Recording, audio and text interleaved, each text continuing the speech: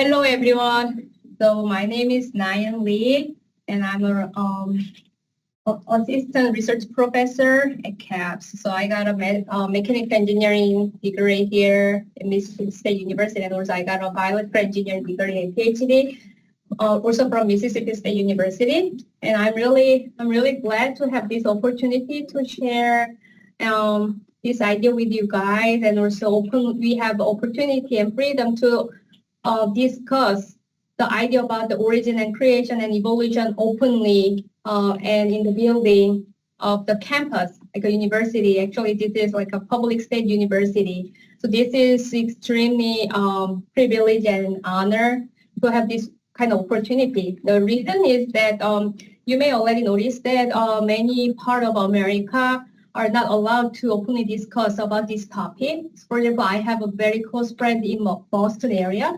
Then she told me that if she said that she support creationism, then everybody look very indifferently and then look very strangely, like because she's a researcher at Harvard, and then she never seen anybody who supports creationism idea, who even talked about this the topic. So she feel really lonely, and then although we have this privilege, I foresee that we are not far from the situation right now. So actually, I really appreciate Dr. Barrett to initiate this monthly talk here, because we need to do something for the younger generation right now while we can do it. And I really appreciate for you to come and make your own time and coming and then willing to listen. Whether you agree or not, I really appreciate you guys. And during the talk, if you have any question, just raise your hand and you're free to interfere and give a question and give any discussion point. So the title is Scientific Perspective on the Book of Genesis. So this is a screenshot from one movie. It says, "Why do we dig?" Because paleontology is a science. And science is about the truth. And there is truth in these rocks. Certainly that guy is a scientist. And do you agree with the statement of science is about truth? Do you agree? Yeah. You agree? Yeah. Okay. Yeah. Yeah. So actually, this is just a few screenshots from the Jurassic World.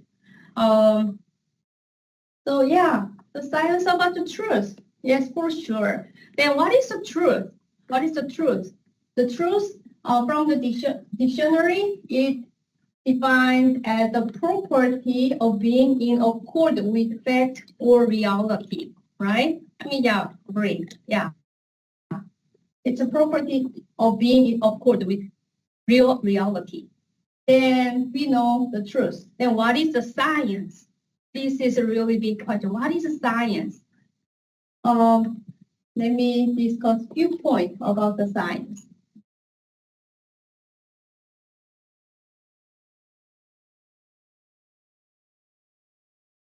I messed it up for you. The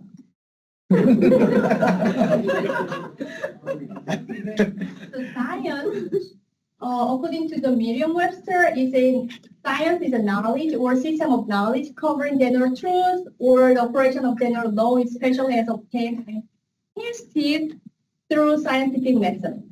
Wiki say science is a systematic discipline that builds and organizes knowledge in the form of testable hypotheses and predictions about the world. So actually science, like a scientia from Latin, it means knowledge. So certainly science is about the knowledge, but not just any knowledge, but it should be testable and it should be built using scientific method. So science is rather of the methodological form. that we are doing science, meaning we are doing something investigation using scientific method. So scientific method you might hear from the junior high, like a first time from the science class. The first thing that you're learning is a scientific method. Scientific method was developed by Francis Bacon, like in the 16th century. He's really a good Christian-minded scientist and philosopher, and he like made a framework of the science with a scientific method. So actually, scientific method is really beautiful. Like no matter what background, no matter what language, no matter what cultural background you have, we can all together working to investigate the natural world by using the same method. And then it's been very successful for last few decades. It could accumulate and build up a lot of knowledge, technology, and skills, right? So what is scientific method? Scientific method has 4 steps: observation, hypothesize, foreseeable experiment, and then make a theory. So for example, step 1, observation is made. So I have few samples here. So fossil. So this fossil was collected in Mississippi. In Mississippi, Choctaw County, there's a Red Hill mine. Actually, from the coal mine, it's a coal mine. So actually, the professor in soil science, he went there, and then he found very interesting fossil like this. This is a wood fossil. Wood fossil. But what is interesting is there's a part that is not fossilized, but also it's not decomposed. It remained as wood. And it was mined, it was collected from the mine. And it is supposed to be like 30 million years ago, according to the conventional geological column. 30 million years old undecomposed wood were found. But anyway, we don't know yet. But anyway, we have this fossil. So you can just see, this one is, I cut it to see the microstructure of inside. And then maybe later, I hope I can have some opportunity to share more regarding this sample. So this is the fossil. Yeah, observation is made, right? We have fossil, we found the fossil. This is like a preserved form of living creature that lived in the past, definitely. It was in the past. We don't know how long ago, but it was living in the past. It might be a transitional form, maybe not, we don't know. But we have the sample. So hypothesize.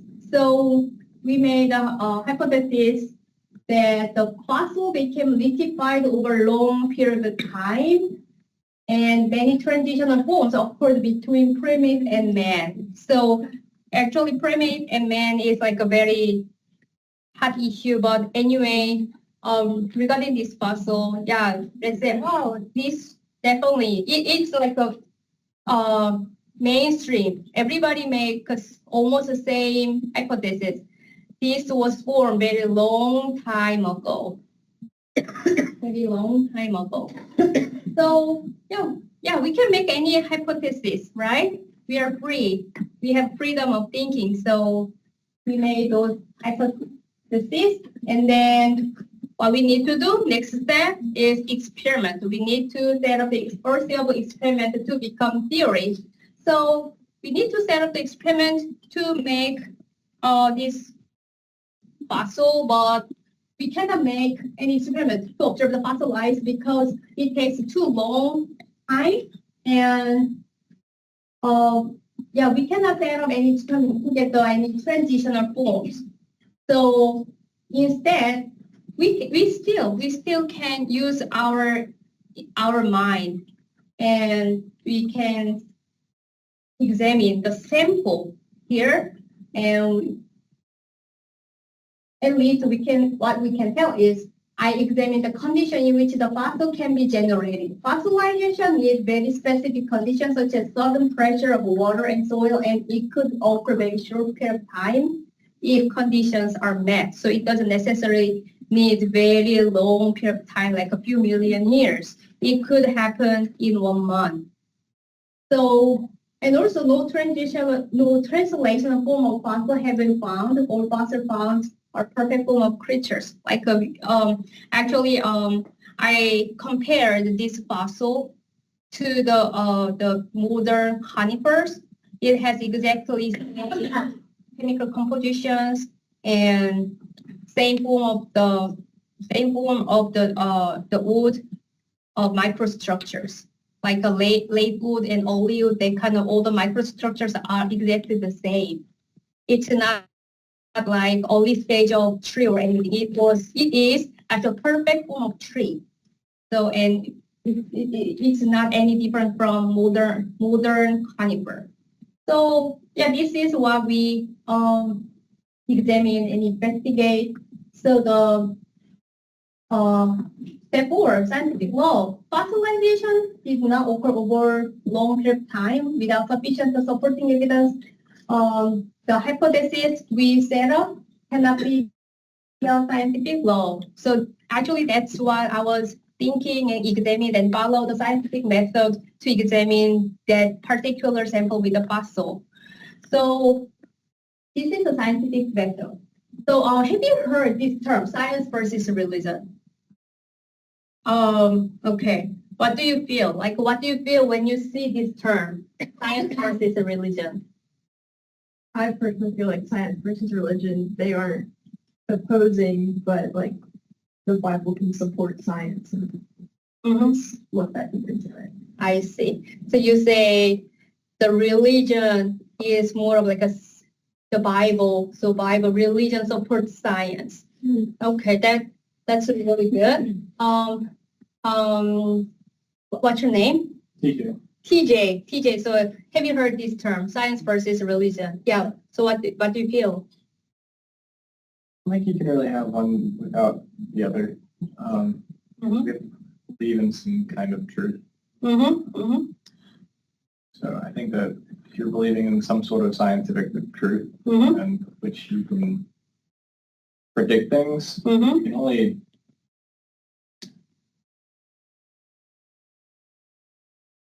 at some point you have to reach where you're like, I don't know, but I think this.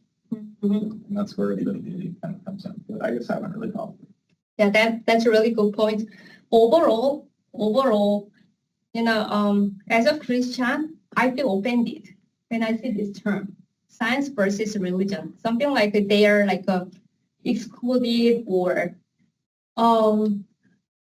something like a science is more intelligent or like enlightened way, and religion is like more religious, mystical, or like not educated, not rational, something like that. Are we? No. Because science, religion, they are not excluded terms. So, but this term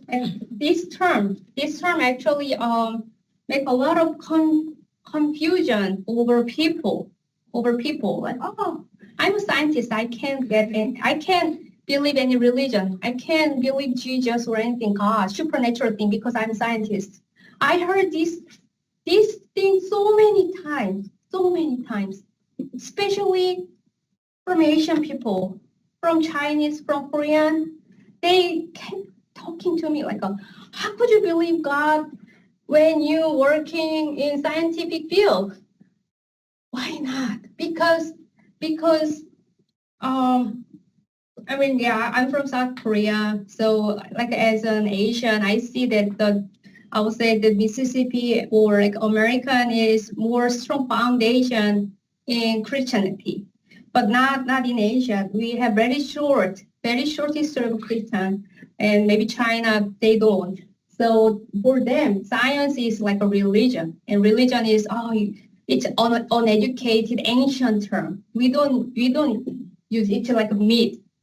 But and this is not just Asian or something, but this survey was done in 2013 in UK. So if you see the God exists, so this is a fellow of the Royal Society. Royal Society is like a very prestige scientist group in UK.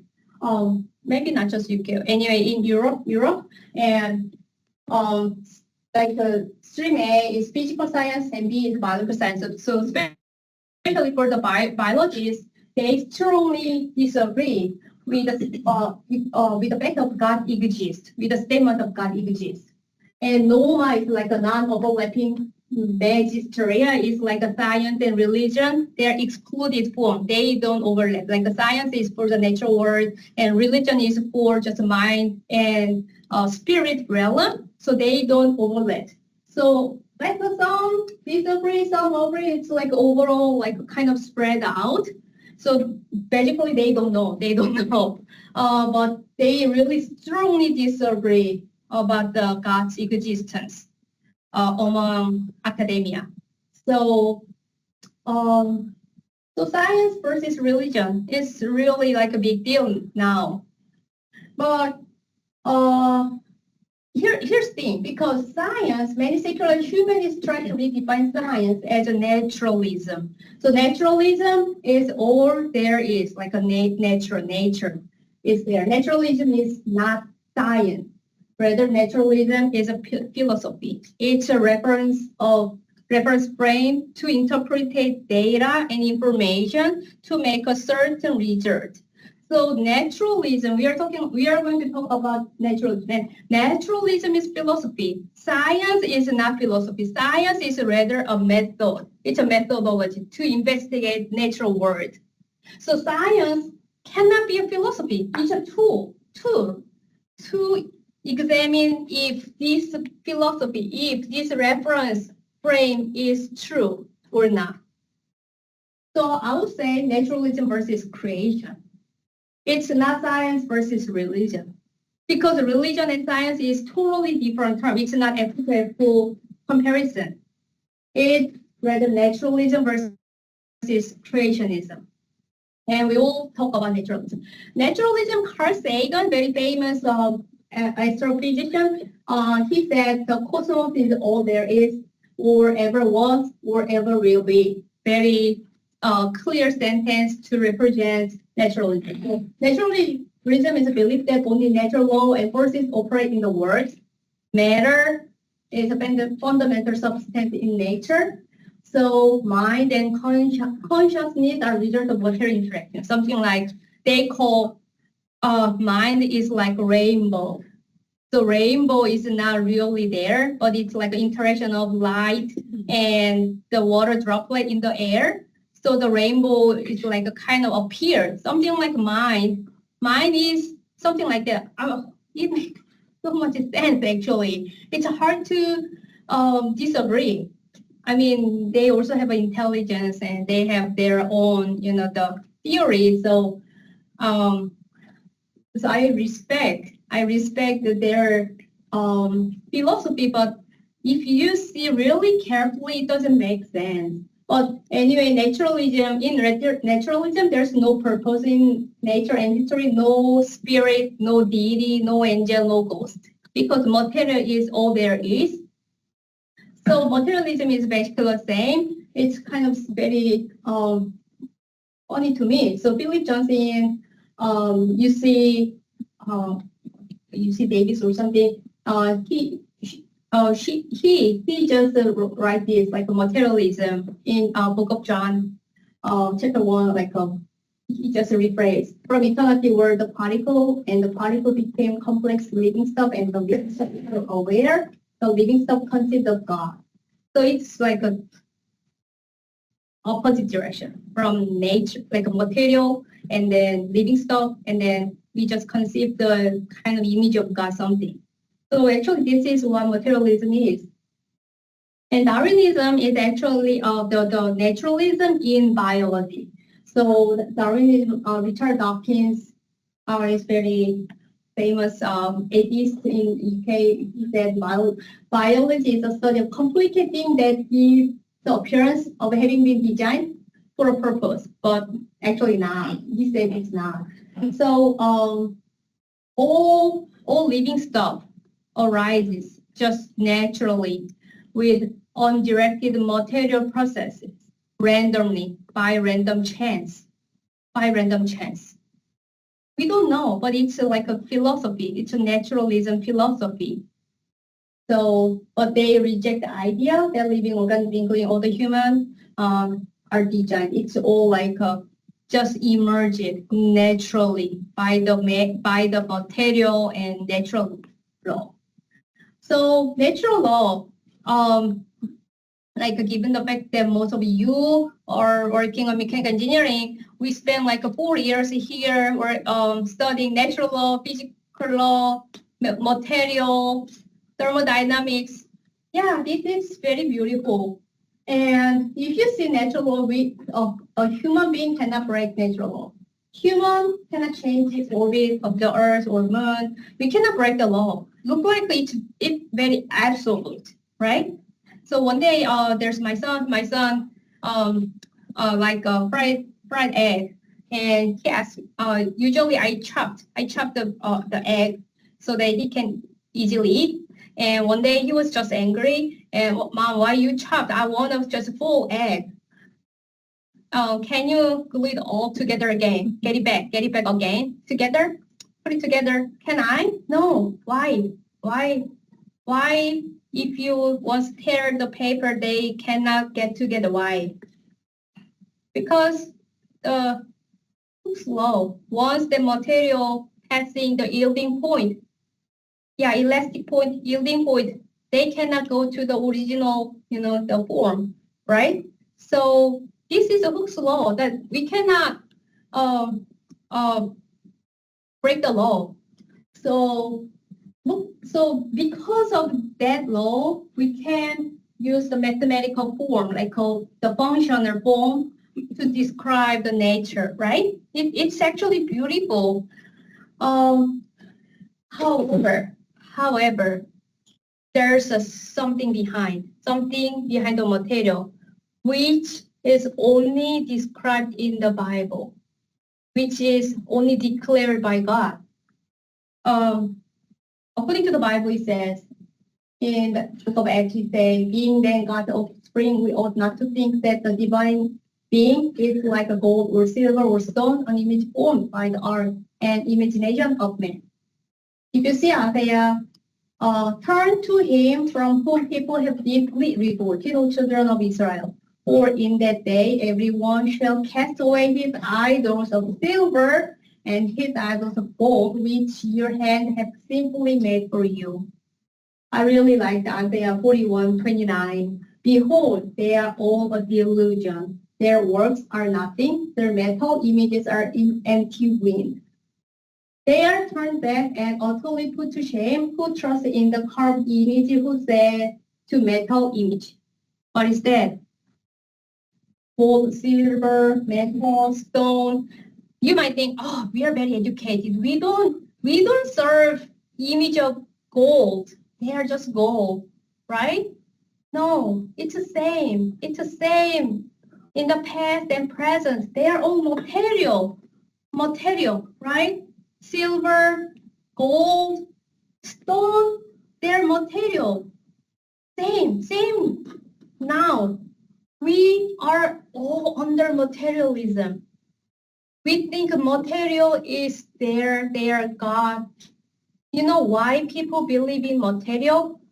Because except three religions, Christianity, Judaism, and Islam, all other world religion has some form of evolutionary idea. So Darwin is the one who actually kind of provides some so-called scientific evidence for the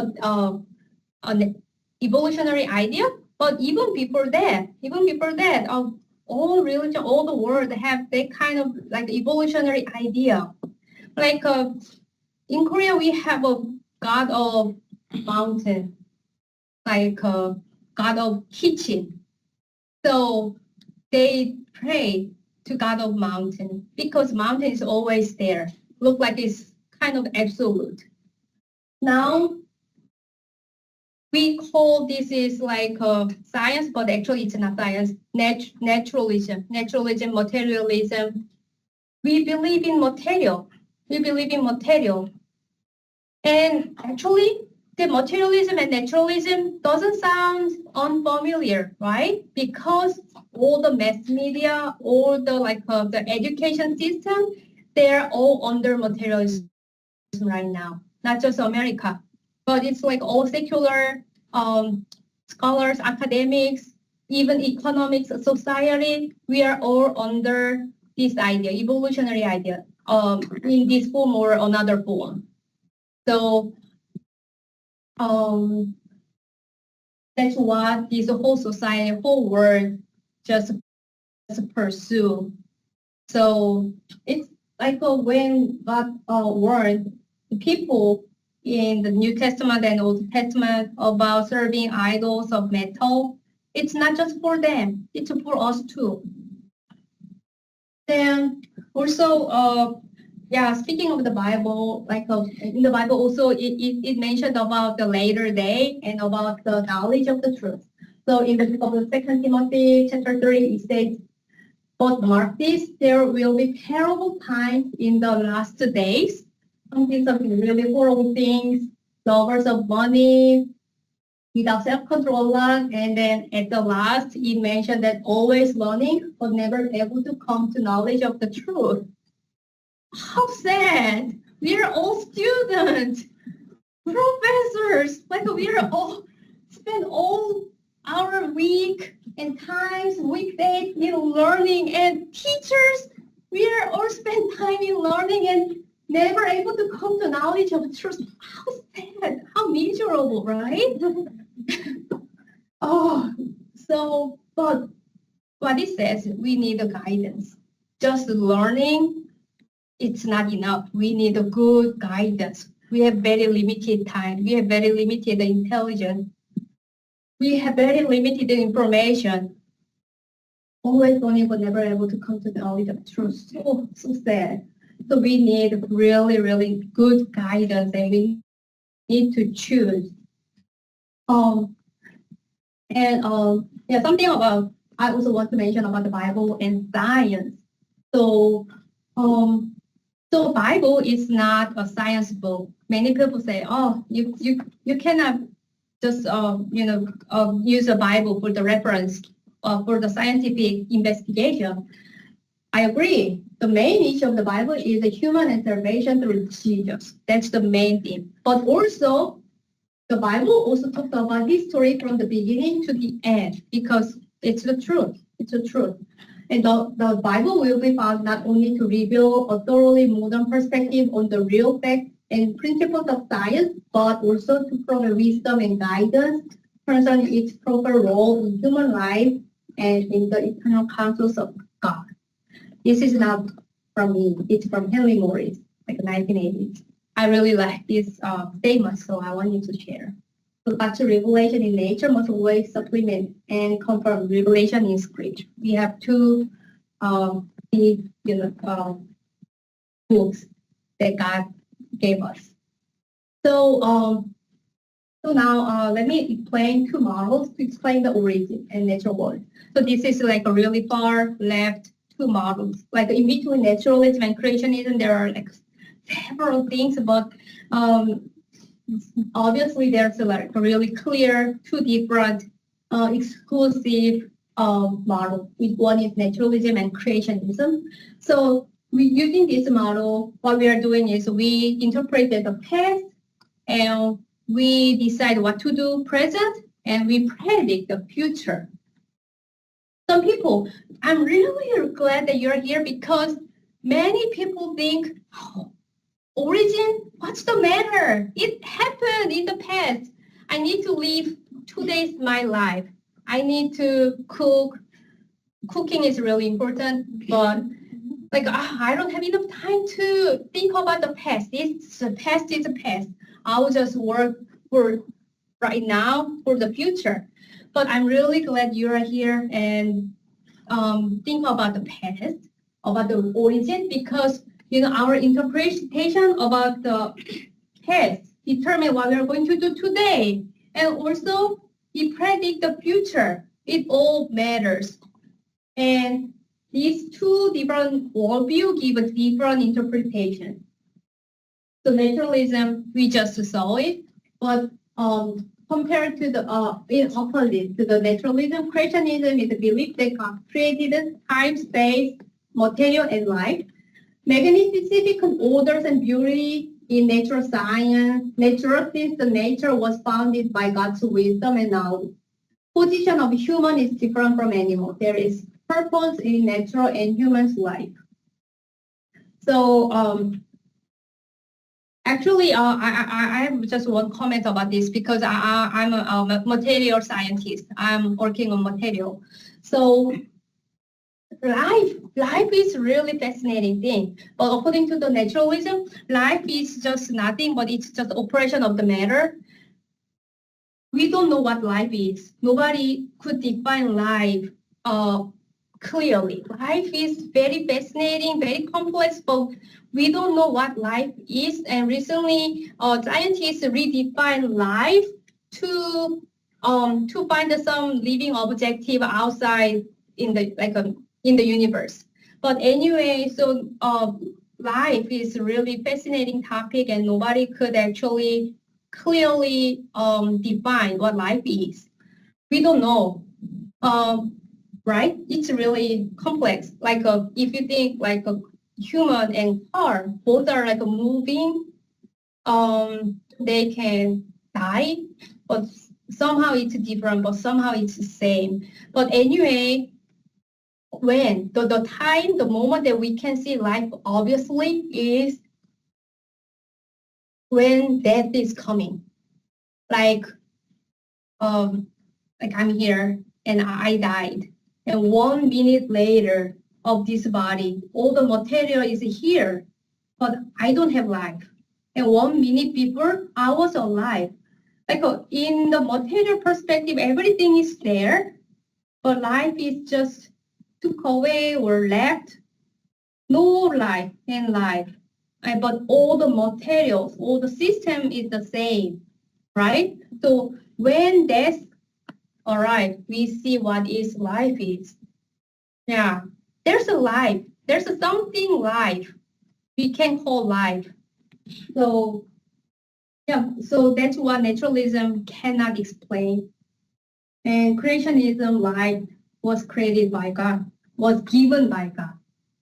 So actually regarding those, the philosophical background, I would like to just touch a little bit about the modern history. So in 1455, Gutenberg Bible, like a printing skill with a newly invented printing skill, the Gutenberg Bible was starting to print, and then people could read the Bible by themselves.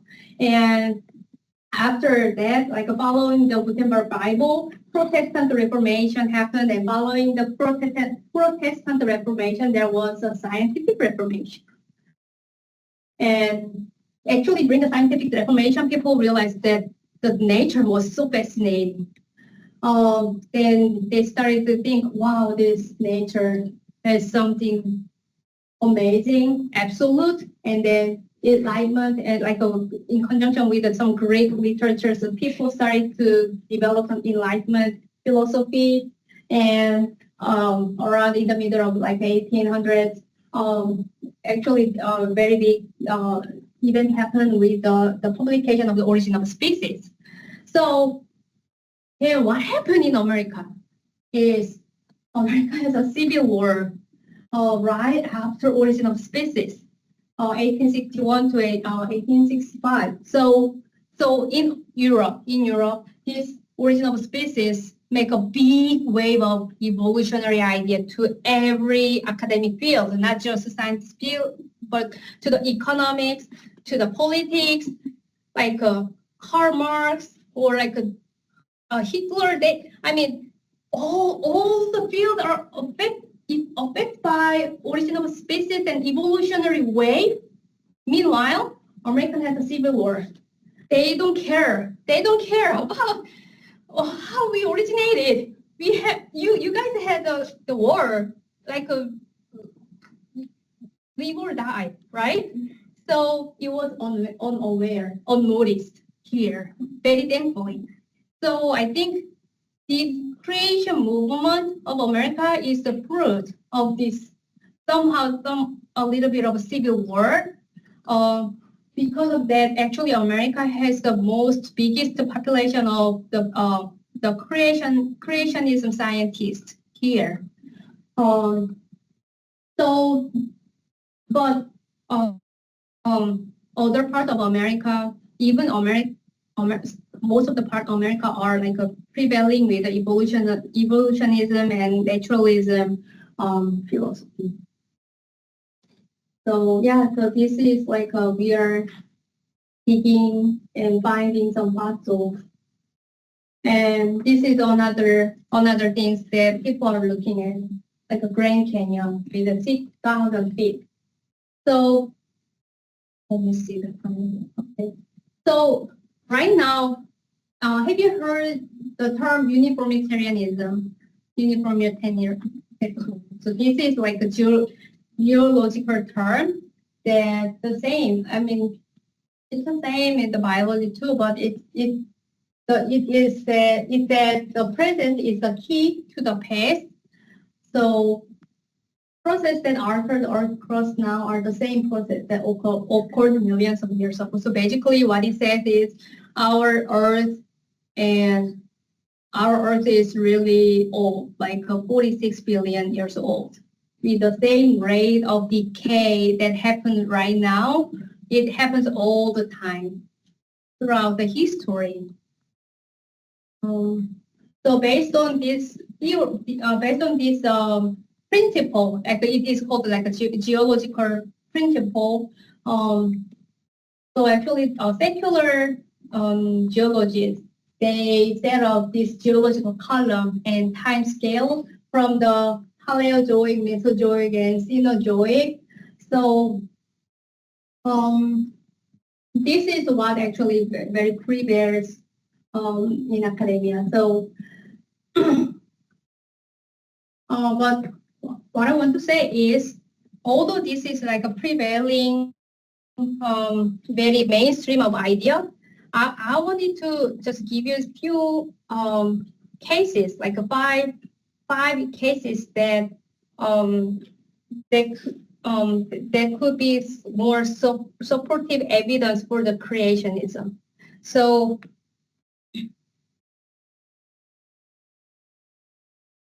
the first one is like missing link.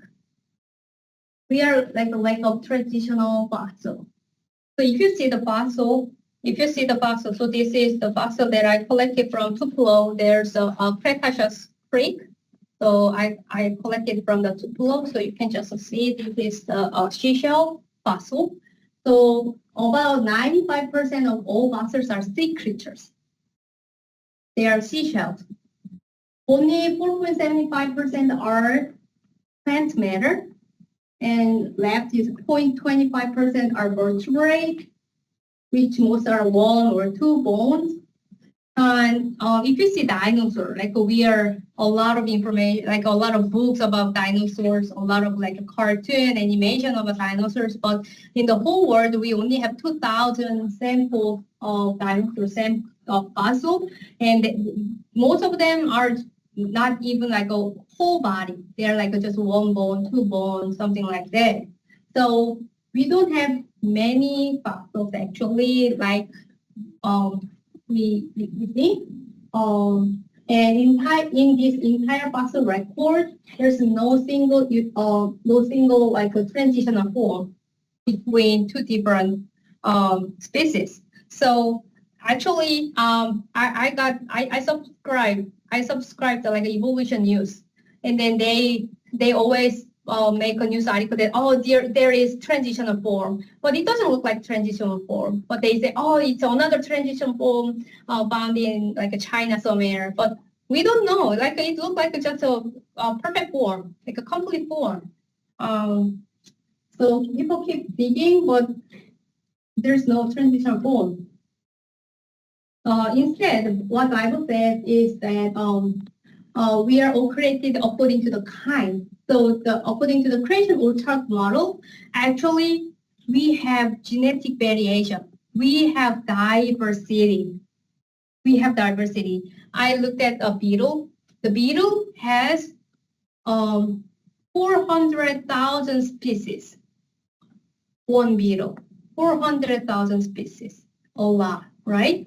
God designed their genes to make all the diverse variation in certain kind.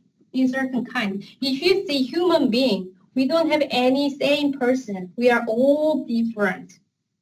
This is all design, but we are all human. We are not like a different species or different thing. We are all same.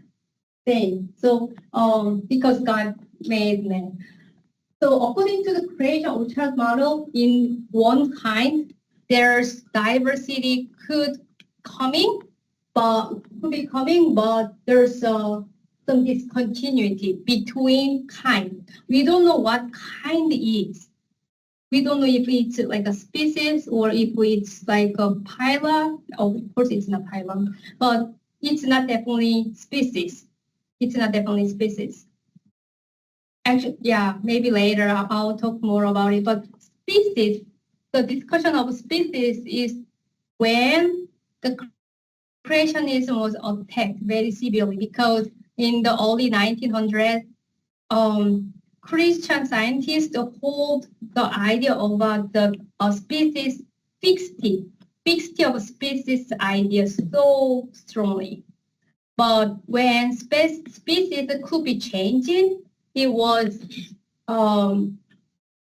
tested, and then this creationism idea was a whole like it's fully attacked and then just shattered because the Christian like a creationist hold kind of wrong idea.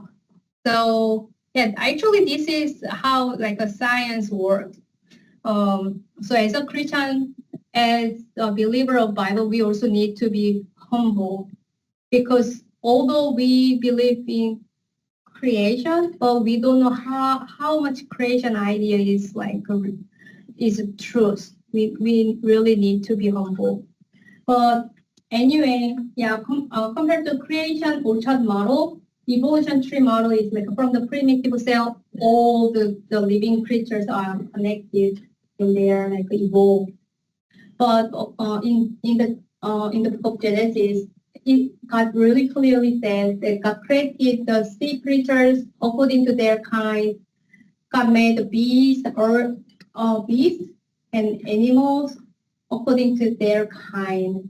And God created the man, like being separate from the beast or other creature or animal in his own image. And also the second evidence that I'd like to show you is like a great unconformity. Because evolutionists really uncomfortable with this, so they don't say this. So what great unconformity is? This is me in Colorado. If you go to Colorado, you can see this great unconformity. A great unconformity is if you see the geological column, there is a big boundary between Precambrian and Cambrian. This is a big boundary. This big boundary is appeared forward in entire. Wherever you go, you can see this big boundary. And this is the sample that I collected from the Precambrian rock. You know what it is? According to the Bible, God created, in the creation week, God says, let the water under the heaven be gathered together into one place and let the dry land appear. And then during the Noah's flood, the water prevailed exceedingly on the earth, and all the high hill under the whole heaven were covered. Like God created whole earth, dry land were there. But during the Noah's flood, they're all eroded, right? All eroded and reformed. So when those rocks are reformed during with the flow, water flow, they are forming these layers. So according to the Bible, what this is the land that was created during the creation week. Isn't that awesome?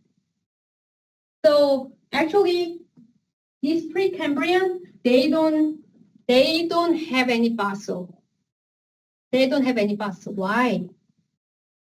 Why? Of course. Of course. If you see the Bible, dry land came first on the second day. No, it's on third day, right? And then God created the living creatures. There's no time for them to be buried and fossilized. And actually, this Precambrian possesses about 88, like 90% of the whole history of the Earth according to the conventional geologists. And yeah, there's a lot of very fascinating facts about this Precambrian layer. They don't have any structured form of the grain of rock. They're all mixed. And third one is rapid barrier. Like, have you seen this? Like, if you see the fossil, this big fish is about to eat the small fish.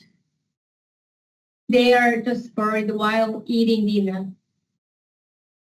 There's a big log of tree that penetrated like several layers of the sediment layer. It means they bury very rapidly. It doesn't take like millions years. It should happen very rapidly. And also the fourth is like a Cambrian explosion. The Cambrian explosion is like you see the Precambrian, and then right after Precambrian, so almost right after Precambrian, most of the phyla is like after kingdom, like a domain kingdom and phylum, almost all phyla emerged instantly. So according to the evolutionary idea, they have to gradually evolve. But if you see actually fossil, most of the living form just emerged instantly right after Precambrian. So it's not us, but evolutionists say it's like a mystery of Cambrian explosion. Yeah, it's mystery of a Cambrian explosion. I will let you explain why it looked like that. And the last one is actually what I'm working on. It's a complex, well-designed, optimized nature.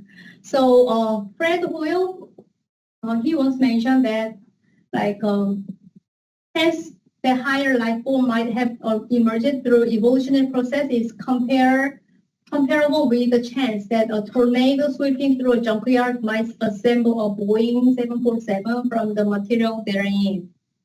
And Francis Crick is like, he first discovered the DNA molecule. So honest man, armed with all knowledge available to us now, could only state that, in some sense, the origin of life appeared at the moment to be almost a miracle. It's like 60 years ago, 70 years ago. He already mentioned it. And right now, we have so much more information than they had. And now what we know is life is even more complex. So this is from my work. Well-engineered woodpecker peck a tree, and but they don't have traumatic brain injury. So I cut their beak and then see their beak under the microscope, and they could find those like sutures, like wavy form. So this wavy form doesn't found in chicken or other birds, but actually what wavy form could have help in dissipating is they they scatter those waves, like elastic wave or shock impact wave. So that they can dissipate. Actually, I have more idea about this. But anyway, they have some mechanisms to dissipate all the pressures and impact wave. Another is like a beetle. This is ironclad beetle. Also, our team's work. So this beetle is really strong. That you cannot pin with a nail. This is really hard and tough too. And what I found is that actually, if you see the beetle cuticle, it is composite with like plywood. It has like a lot of fibrous layer. And if you see the composite that used in airplane or in several other, the engineering device, we have a big problem. We have big problem of the delamination. Delamination is the biggest problem in making composite. But if you see these component, they overlapped their fiber layers about 5 to 10%, so that they keep each fibrous layer from delamination. Like each layer's fibers are like overlapped. It's amazing design of composite. Amazing design of composite. So not just living creature, but also planetary system. Isaac Newton say the most elegant system of the sun, planets, and comets could not have arisen without the design and dominion of intelligent and powerful beings. And if the fixed stars are the centers of similar system, they will all be constructed according to a similar design and subject to the dominion of one. He rules all things, not as the old soul, but as the Lord of all. And because of his dominion, he is called for God, that is the universal ruler. That's beautiful. The Isaac Newton didn't marry. He was like a priest. He's a priest working on science. Yeah. It's amazing statement. And it's true, right? So complex and engineered system require a designer. If you see, you know what it is? This is the first invented car, the form of car. How was a car created? Is it a natural law? Just natural law by chance? It just made a car, or is it designed by someone who understands the law of physics? And it's so clear to us when we think about car. But when we think about even much more complex things, then we say, oh, it came just by chance. So just think about it. We need to think about it. And the first automobile was invented by Carl Benz. This is the first form of car. That's name. So the conclusion is evolutionism really science? It's not. It's not. It's a religion, or it's just a philosophy. It's a philosophy to see the world. So myth, the creation is religion and evolution is science, is being constantly echoed in the public school and the media, virtually unchallenged. So that's where we are living right now. So I'm really glad you are here, and I'm encourage you to discern and just and thank you for listening. And any questions or yeah. So actually, this is another thing. Actually, our group, we do like to keep doing some research, not just like this kind of reach out, but also we do like to do some research about with this mind, or to give more supportive evidence for this creationism. So whoever is willing to join, you can reach me out. Yeah. Yeah. And we can discuss further. Yeah. Thank you for listening.